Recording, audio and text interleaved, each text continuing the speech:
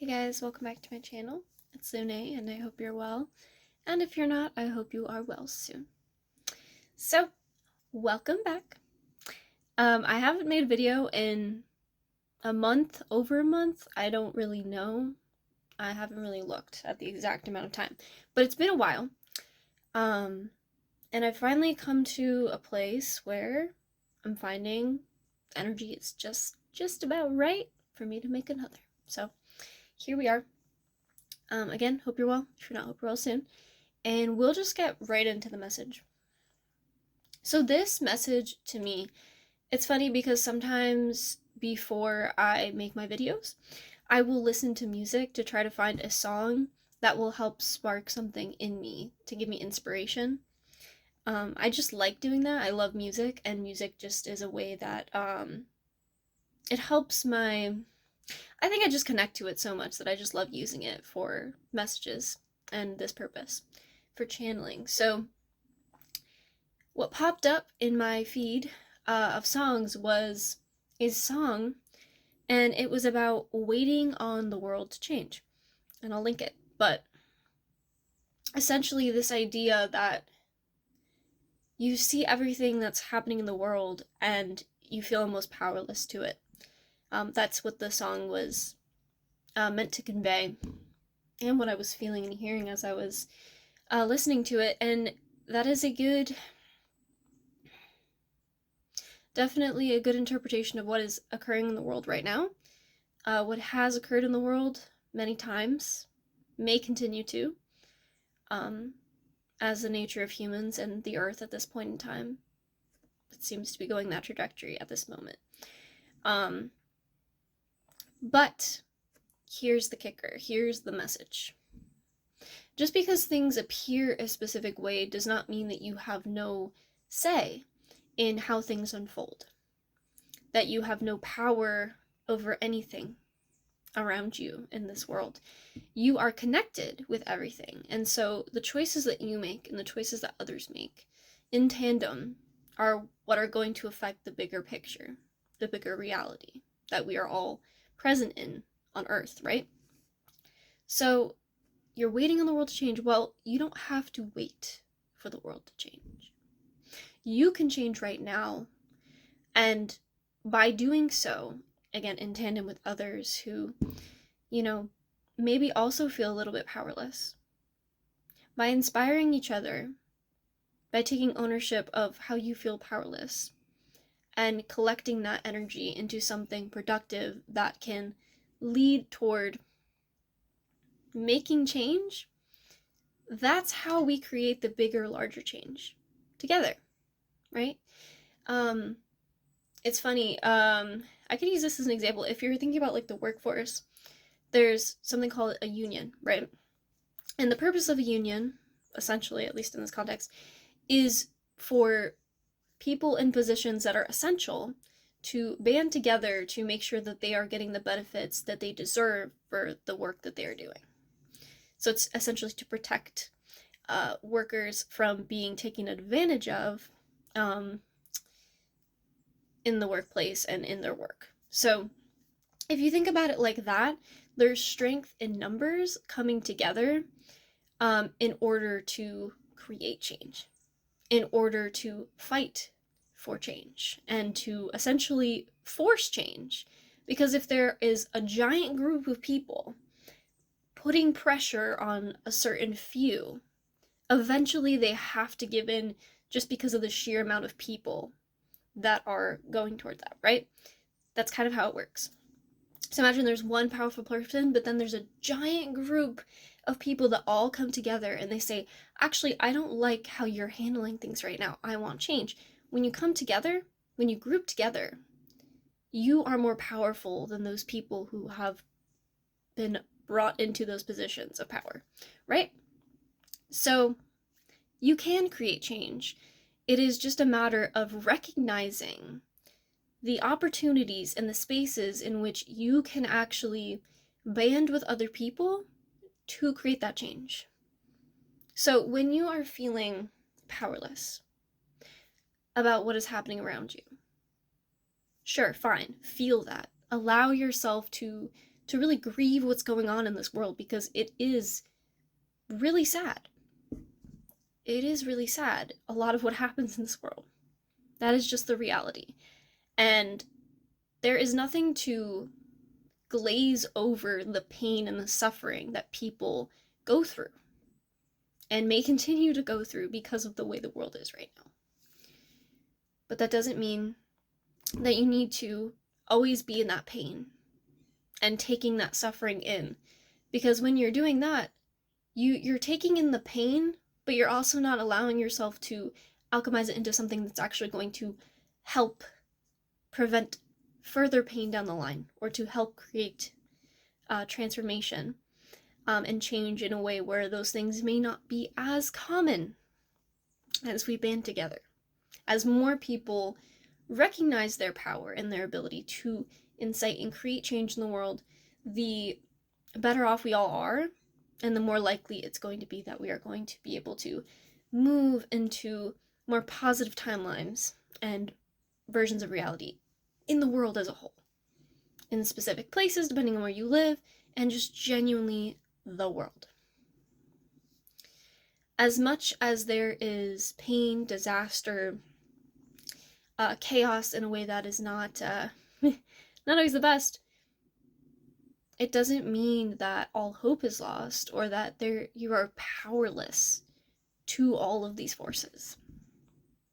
There are ways. There are ways. Again, it doesn't glaze over the pain and the reality of the suffering. Nothing can. That is what it is. It is pure pain, pure suffering. And I'm never going to tell people, oh, that's just a figment of your imagination. I actually think that's a very toxic take, is, oh, your pain is just an illusion. Your suffering is just an illusion. I don't think it's an illusion. I think we're really experiencing that. And depending on what you do with that is, where you're going to go. But there's no shame or guilt in feeling pain. It is real for you. It is real for these people. It is occurring. So we're never going to glaze that over. And there's no buts with that. And because of all that is occurring, it is more important than ever to band together with other people and to recognize the power in yourself and in other people, to become leaders, to call things out for what they are in ways that are going to actually create change. Does that mean impulsively going out and just being like, you need to change that and you need to change that? Usually not. People probably aren't going to listen to you if you do it that way, and they're just going to be like, what the hell are you doing? But if you can acknowledge the issues in your life and recognize and process the way that it's impacting you emotionally and mentally as well, you can allow yourself that space to jump into action to better the circumstances of the world in whatever way is possible and realistic for you. You're not going to be able to just go out overnight and stop war, are you? No, you are one person, one soul. But to acknowledge that there are specific things you can do, and that it is through allowing yourself to grieve and to feel the pain and to acknowledge that you do feel powerlessness.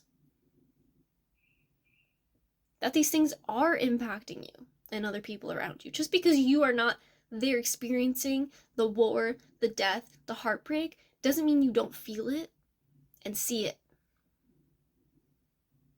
Because that's horrible. To experience it and to see that it is being experienced. That empathy, right? That connection with all. So you feel the pain. Ooh, my hair. But also acknowledge that there is not just pain in this world either. There's beauty, there's love, there's joy. And they're interconnected, honestly. It's strange, actually. The more we're able to allow ourselves to experience the full spectrum of human experience, experience in general, whatever you want to call it, the more whole you begin to feel. It isn't just about feeling the positive.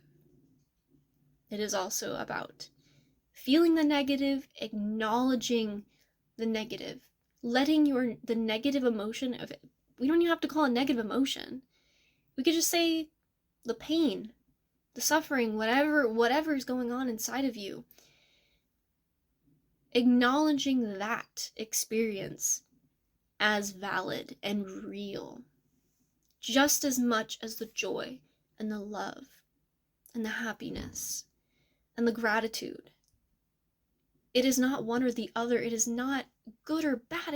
It's enmeshed together, creating your entire experience. So, especially in the Western world, there is this tendency almost to just shun painful emotion, to go towards all the happy, good, glamorous, perfect. I say that air quotes every time, because what is perfect? Depends on who you ask.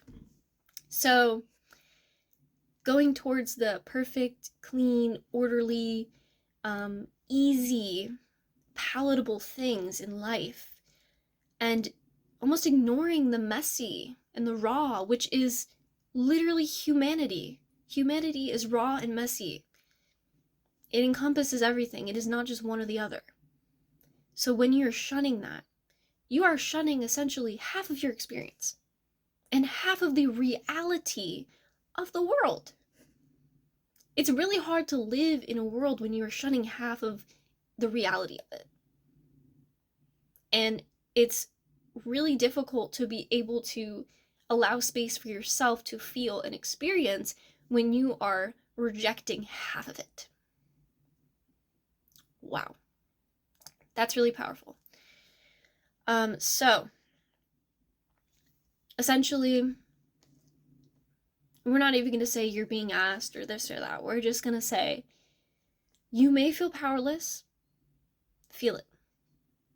Feel your pain, feel your powerlessness, and also feel the empowerment that accompanies it. How these emotions enmesh together. They are meant to. Neither is better or good on its own or bad on its own, whatever. It's meshed together. I actually want to think about last night. I had this own experience where, I don't know if you noticed, but especially with like grief, let's use the example of grief. Say you're grieving something. I don't know, somebody could have died, or you just lost a connection with someone, or you are going through a change in your life, so you're grieving your old self, or something that you once had. You can grieve so many different things, that it's so like whole spectrum of things you can possibly grieve. And you could grieve day to day, you know? But essentially, when you are grieving, grief is a very special process, I feel, because it's just raw pain that you're feeling. But have you ever noticed that as you feel the pain, as you really like just let yourself be in the pain, and not to the point where you're just like lingering in it all the time and just like being like, oh, the world is horrible, it sucks. And that's valid too, by the way. I'm not gonna ever say, like, if you want to be a little victim for a little bit, I actually think that's okay. Because sometimes the things that happen really aren't fucking fair. Sorry, I just swore. I hope that doesn't affect anything. Anyway, I also hope that made you laugh. But, what was I even saying? But like, okay, grief. I'll just go back to the grief because I forgot what I was saying right there. The grief is very special because you're feeling the full range of pain. And as you feel it, there's almost this like, as you're processing it and going through it, maybe, you know, the loss itself is so big that maybe you'll always feel it for the rest of your life, but maybe you won't, or maybe it will turn into something else. That's what I'm trying to say. Grief is the opportunity when you're not neglecting for rejecting your pain to grow into something new, to be shaped into something new. So it's almost like a new version of yourself and of reality itself is formed. It's almost like a portal of grief. Like, let's just use that as an example, into a new way of being. And that includes what's happening in the world right now. As you feel the grief, the pain, yes, here's the message. As you're feeling all of that, accepting it as it is, this is horrible, this sucks, I don't like this, I'm feeling this in my body, I'm seeing it around me. As you feel it, you're entering the portal of being able to empower yourself from that energy, to transform, to help the world transform in whatever little realistic, natural, normal ways you do. You don't even have to think about it most of the time. It's something that unfolds naturally, right? So that's really the message. Understand that you are a leader. Everybody's a leader in their own right, in their own way. So the inspiration that you offer other people to incite change is valid and real. And it is accompanied by pain and suffering. Yeah. And not in a bad or good way. Isn't that beautiful? Isn't that beautiful? So, yeah. Express yourself. Be yourself honestly in all your messiness and all your emotions in every range. There is a time to, be stable, to hold emotion, to hold thoughts. And there are times to let them out, let them go. There's this cyclical weighing of but usually we naturally understand and unfold, we learn, we make mistakes, we learn. And are they really even mistakes if it's leading to learning? I don't know. I don't think so. But whatever. So this is the message today, and I hope it was helpful. And I hope you're well, and if you're not, I hope you're all soon. And I will see you in the next video. Goodbye.